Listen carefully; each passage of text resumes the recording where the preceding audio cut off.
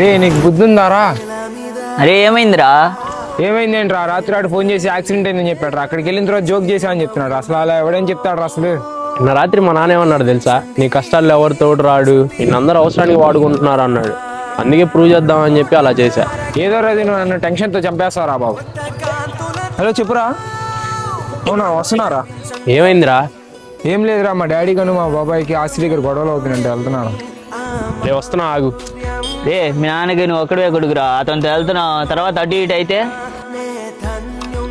Hello నాన్న, ఇలా బాలిగాడోళ్ళ ఇంట్లో గొడవ అయిందంట, వెళ్ళరమ్మంటావా?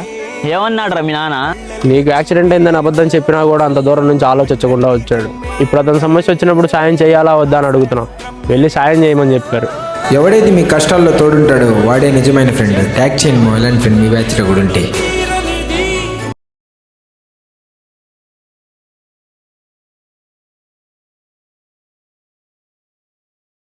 ఎవడైతే మీ కష్టాల్లో తోడుంటాడో వాడే నిజమైన ఫ్రెండ్. ట్యాగ్ చేయండి ఇలాంటి ఫ్రెండ్ మీ బ్యాచ్లో కూడా ఉంటే.